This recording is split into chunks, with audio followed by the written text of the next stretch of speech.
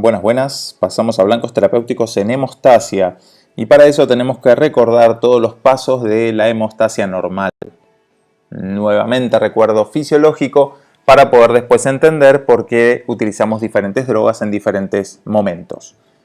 Primero vamos a ver lo que es la anticoagulación fisiológica. Nosotros en condiciones normales tenemos en el cuerpo sustancias tanto procoagulantes como anticoagulantes. En este caso no nos vamos a dedicar a los anticoagulantes fisiológicos porque sobre ellos no tengo acción. Sí, en realidad son la proteína C y la proteína S, pero nuestra principal acción va a ser siempre sobre las sustancias que son procoagulantes. Nosotros cada vez que tengamos alguna lesión lo que va a ocurrir es constricción vascular. Esta vasoconstricción lo que va a hacer es evitar que en el sitio que se dañó siga habiendo pérdida de sangre. Para eso es que existe esta vasoconstricción. Luego de la vasoconstricción, como yo expuse sustancias que había por debajo del endotelio, voy a empezar a formar el tapón plaquetario. Después de esto viene la formación del coágulo y la proliferación. Y por último, siempre que un coágulo se forma dentro del cuerpo humano, nuestro propio cuerpo tiende a disolverlo y para esto tenemos activación de nuestro propio sistema fibrinolítico. Vamos a verlo en gráficos en el paso a paso. Es vasoconstricción. Esta vasoconstricción es refleja en el sitio de la lesión. Donde está la lesión, vasoconstricción refleja para evitar la mayor pérdida de sangre. Pero como les contaba, en este sitio de la lesión yo lo que perdí es el endotelio. Por lo tanto, expuse factores que estaban por debajo. Entonces pasamos a la segunda etapa donde tenemos la hemostasia primaria. La hemostasia primaria es plaquetaria. ¿Por qué? Porque nosotros lo que expusimos, que estaba por debajo del endotelio, son dos cosas. Por un lado expusimos colágeno y por otro lado expusimos el factor de von Willebrand. Este factor de von Willebrand va a ser reconocido por un receptor que tienen las plaquetas. Por lo tanto, las plaquetas van a pasar por diferentes etapas. La primera es, una vez que encontraron el factor de von Willebrand y se une a través de una de sus glicoproteínas, tenemos la adhesión plaquetaria, es decir, las plaquetas se pegan a esta membrana basal. A partir de ahí, en la segunda parte, cambian de forma. En la tercera etapa, degranulan sus gránulos, es decir, que liberan las sustancias que tenían almacenadas y dentro de ellas sus dos principales sustancias que para nosotros van a ser activadoras plaquetarias van a ser el ADP y el tromboxano A2. ADP, adenosindifosfato y tromboxano A2, que recuerden cuando hablamos hace un tiempito de AINES, habíamos visto el tromboxano porque viene de la misma cadenita de síntesis de prostaglandinas. Una vez que yo liberé los gránulos lo que hacen es activar más plaquetas y reclutar plaquetas. Por lo tanto, el paso 4 es reclutamiento plaquetario. Traigo más plaquetas de las que estaban en circulación y finalmente, cuando yo ya tengo todas las plaquetas se unen una a otra, es la unión plaqueta-plaqueta, y de esta manera yo tengo la agregación plaquetaria. Y esto forma el tapón hemostático primario. Recordemos entonces los pasos.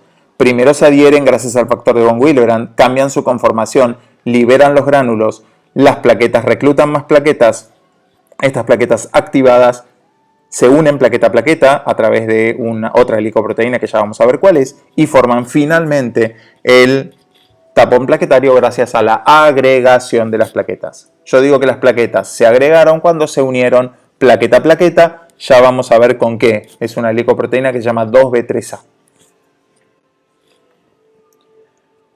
Una vez que yo ya tengo formado nuestro tapón hemostático primario, lo que voy a hacer es hemostasia secundaria. Esta hemostasia secundaria es cascada de coagulación.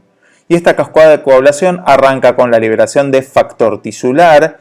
Cuando yo tengo factor tisular, lo siguiente que voy a hacer es expresar complejo fosfolipídico ahí en periplaquetario, activación de la trombina, que es el paso final siempre de la cascada de coagulación. Esta activación de la trombina lleva a lo que es la fibrinopolimerización. Y esta fibrinopolimerización lleva a lo que se llama la red de fibrina, y esta red de fibrina va a hacer que todo esto se ponga cada vez más estable, porque la agregación plaquetaria todavía no es del todo estable. Cuando yo le generé una red de fibrina que la contiene, se me hace más estable. Pero a partir de acá, una vez que yo tengo una red de fibrina, imagínense como que esto es una red de pescar, y si yo tengo una red de pescar, voy a empezar a pescar células que estaban en circulación. Estas células en circulación van a ser neutrófilos, que ahí dice neutrófilos atrapados, glóbulos rojos atrapados. Los tapones son rojos porque el glóbulo rojo quedó atrapado. Pobrecito, el glóbulo rojo no forma parte de la hemostasia, solamente quedó atrapado en red y por eso los trombos son de color rojo, pero es solamente por atrapamiento gracias a esta red de fibrina polimerizada. Pero a partir de acá, una vez que yo ya formé este trombo, empiezan los efectos antitrombóticos propios, que son, por un lado, la liberación de TPA. TPA es activador tisular del plasminógeno. Fíjense cómo nuestro propio tejido libera TPA para activar el plasminógeno en plasmina, y esta plasmina termina siendo la acción fibrinolítica, rompiendo fibrina y transformándola en productos de degradación de la fibrina, PDF. Y también liberamos trombomodulina, que la trombomodulina va a bloquear a la cascada de coagulación.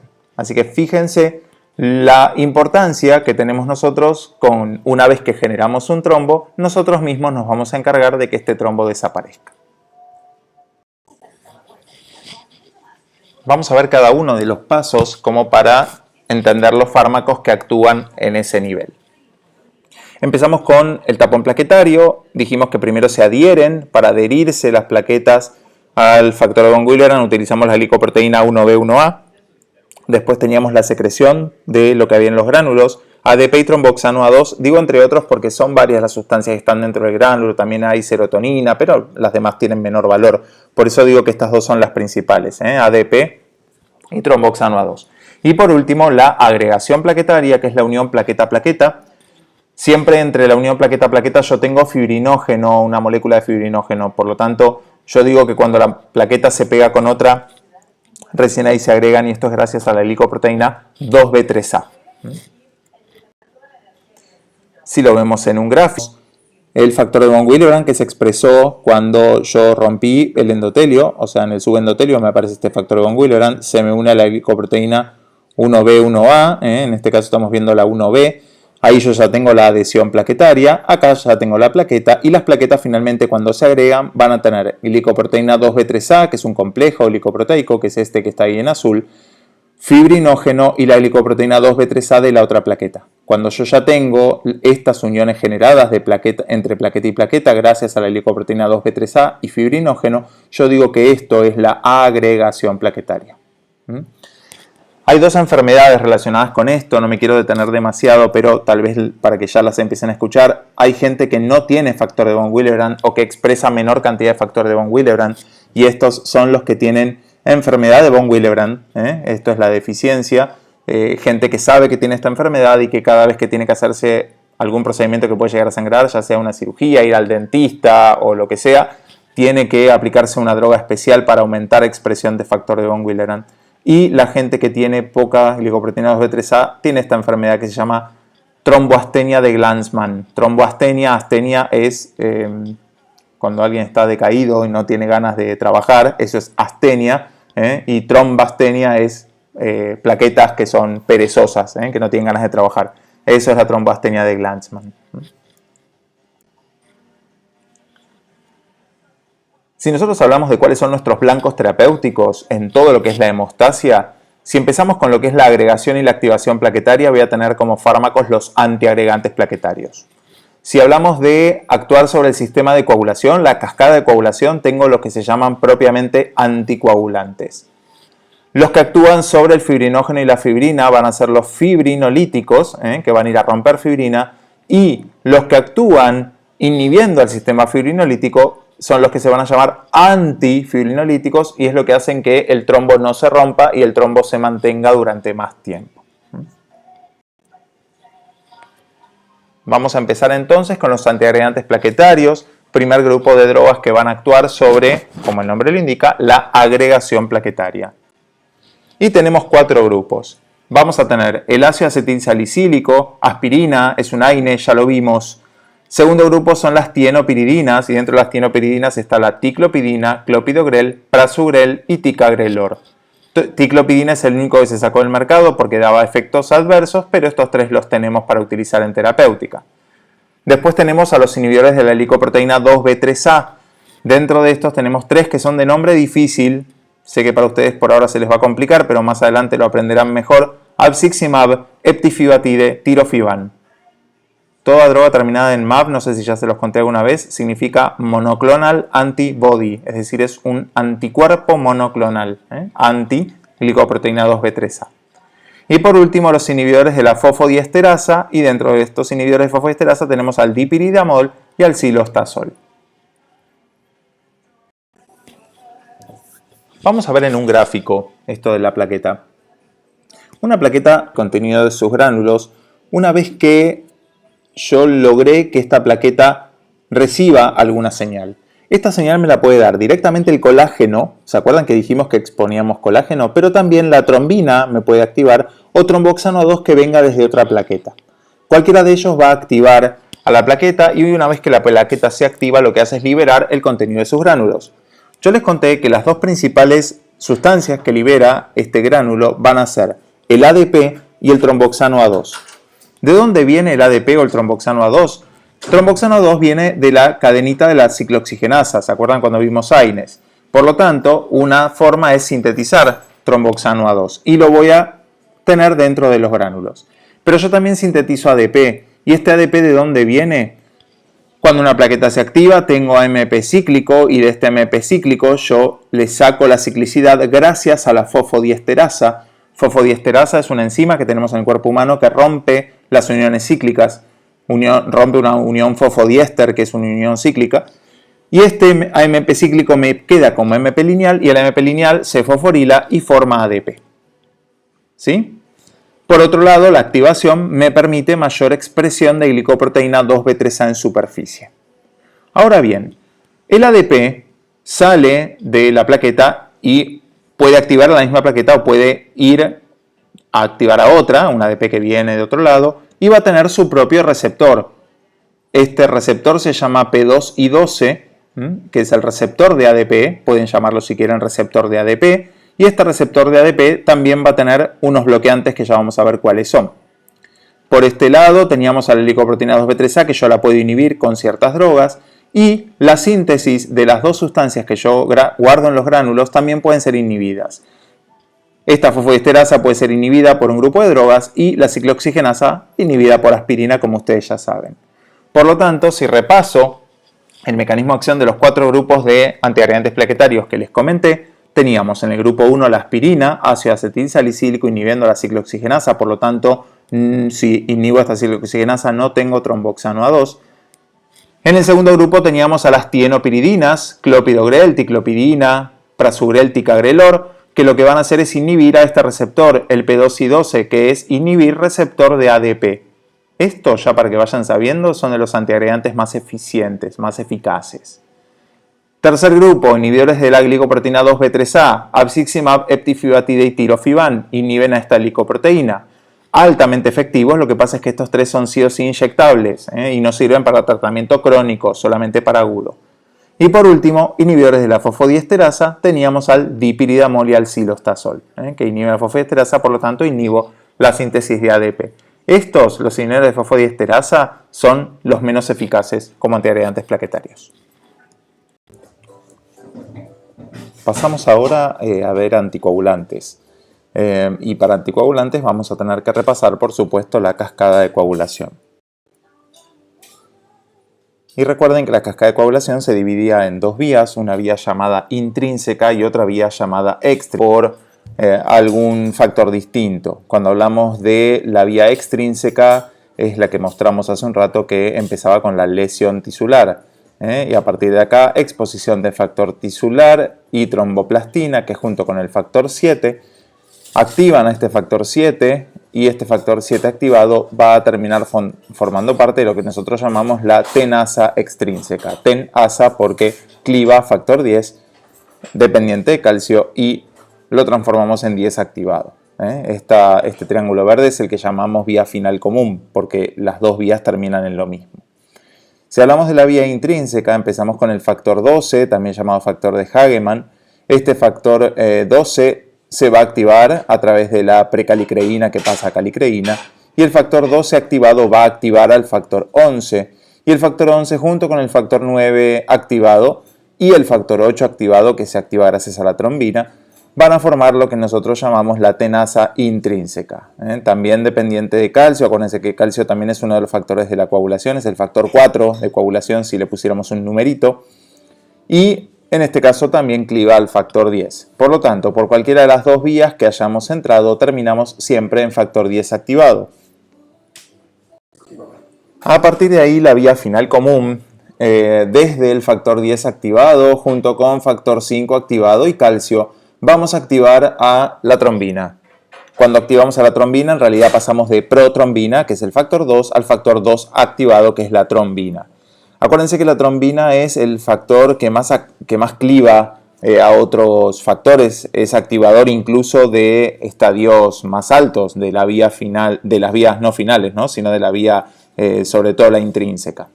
Esta trombina activada lo que va a hacer también dependiente de calcio, no solamente activar otros factores, sino que va a agarrar al fibrinógeno, que es el factor 1 de coagulación, y lo va a transformar en fibrina.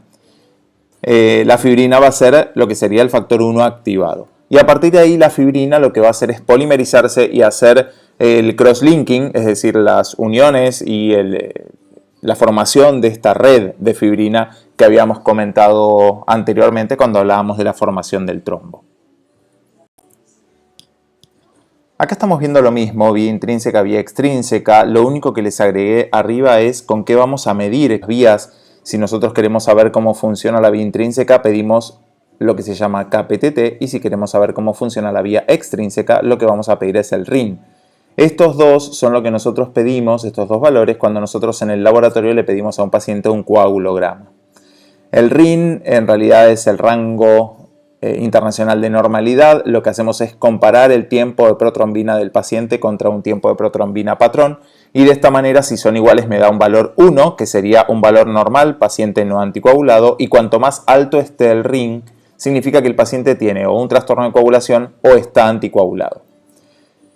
Cuando hablamos del KPTT, en realidad KPTT era por kaolin, que era lo que se usaba antes. Hoy en día lo llamamos APTT, que es el tiempo de tromboplastina parcial activada. Por eso decimos APTT.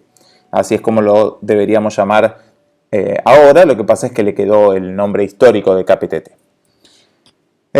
¿Por qué les nombro con qué vamos a medir la vía extrínseca o la vía intrínseca?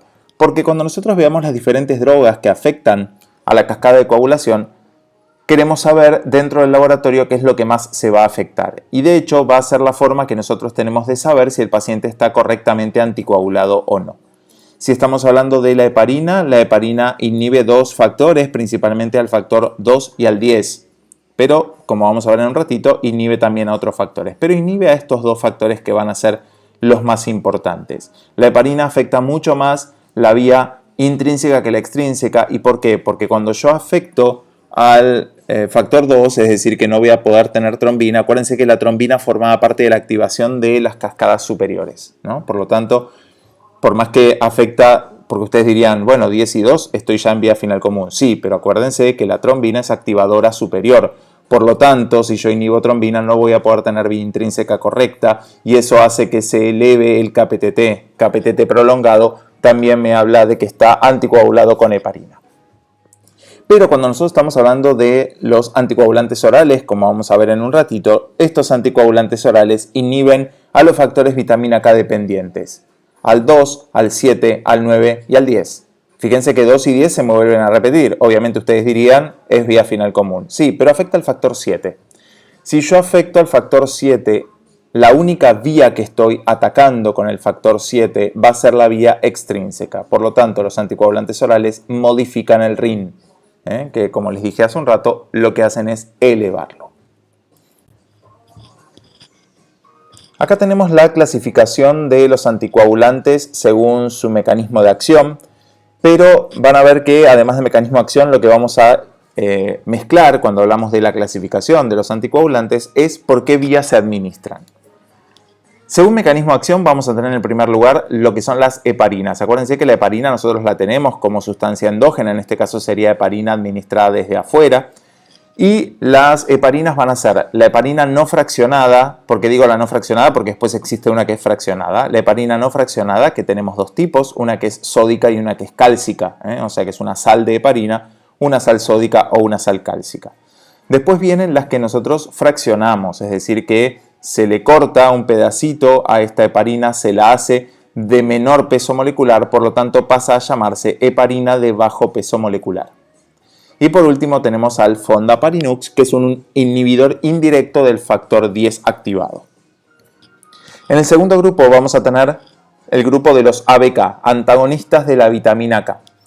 Y estos antagonistas de la vitamina K durante muchísimos años se los llamó ACO, anticoagulantes orales.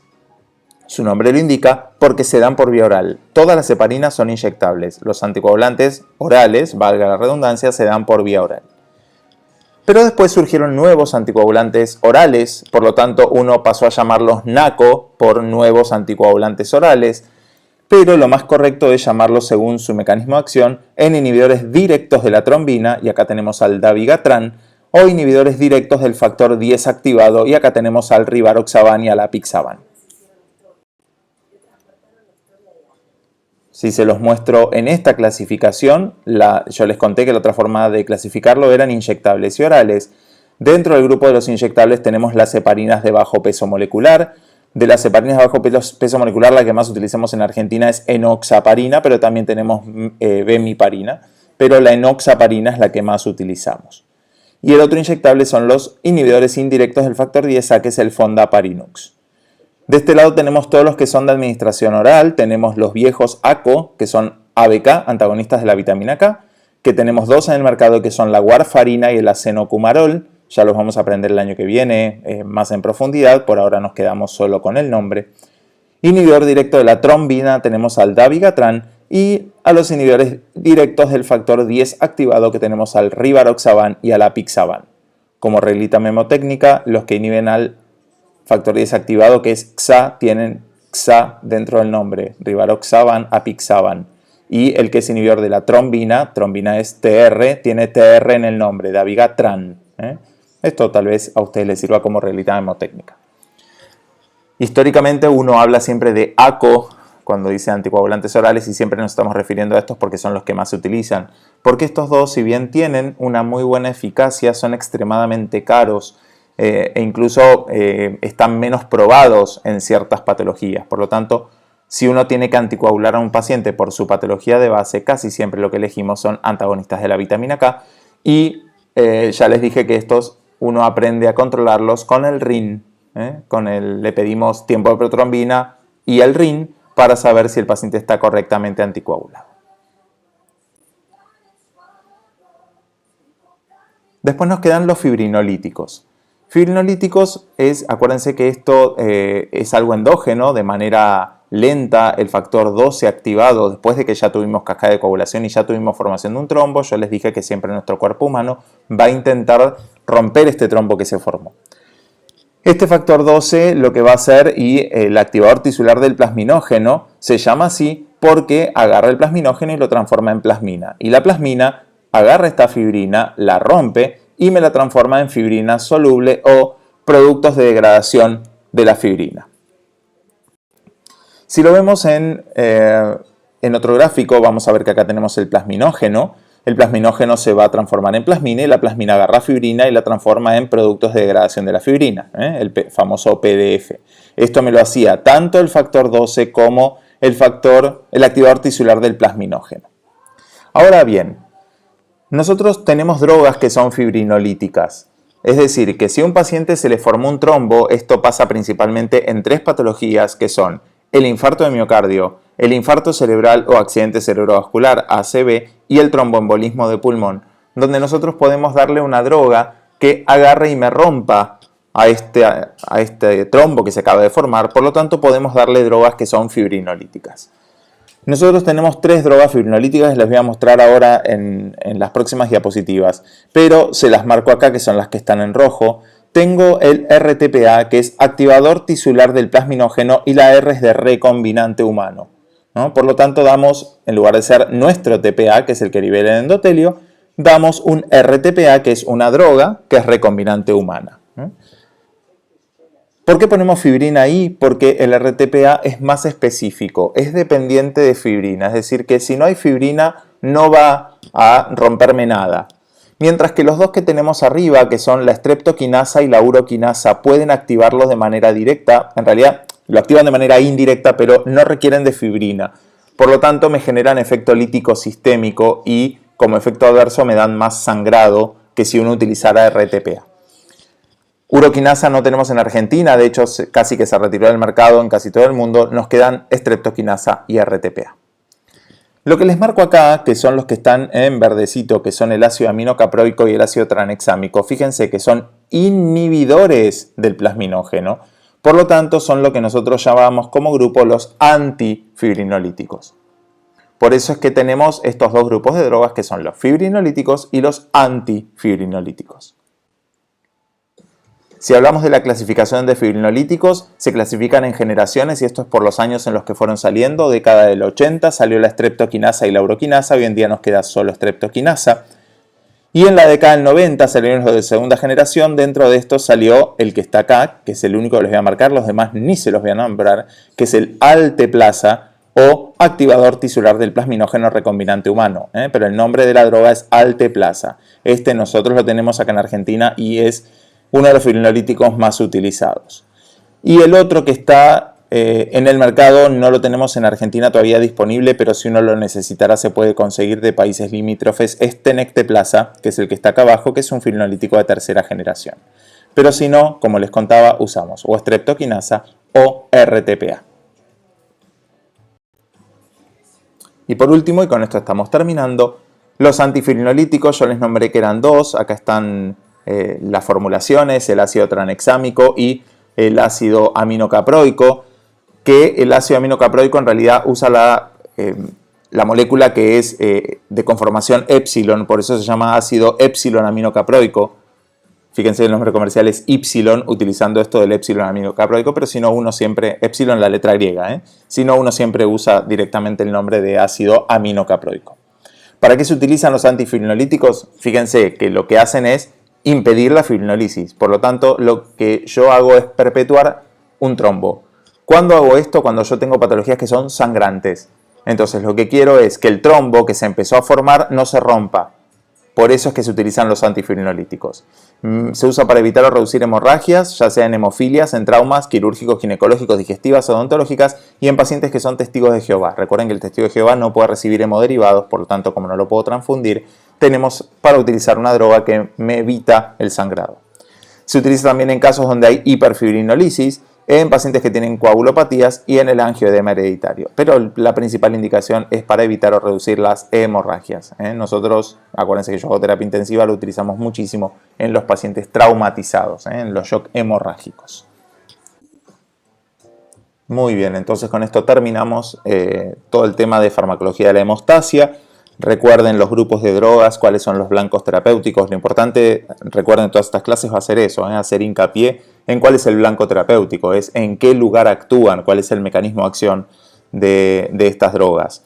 Y lo último que les quiero decir de hemostasia es que en las patologías en las que yo tengo que jugar con la hemostasia, si es una patología que está sangrando, yo no quiero que sangre, y si es una patología que forma trombos, yo no quiero que estos trombos se produzcan, ¿no? Por lo tanto, siempre estoy en un delicado equilibrio, donde si la droga no hace efecto, si es una patología protrombótica, el trombo sigue evolucionando y me da una enfermedad cada vez más grave y que puede progresar, mientras que si yo le doy droga en exceso, me excedo de la terapéutica y en alguna droga que es anticoagulante, yo lo que produzco son mayor cantidad de sangrados como efecto adverso. Y ahora que estamos en farmacología clínica, ustedes saben que estos efectos adversos, el sangrar en drogas que son antiagregantes o anticoagulantes, estoy hablando de un efecto secundario, no es un efecto colateral. Es secundario porque se desprende del mecanismo de acción de las drogas, ¿no? Por lo tanto, este delicado equilibrio hay que tenerlo muy en cuenta en estos pacientes. Bueno, los dejo con inquietudes para que vayan a leer y me hacen consultas de aquello que necesiten. Chau, chau.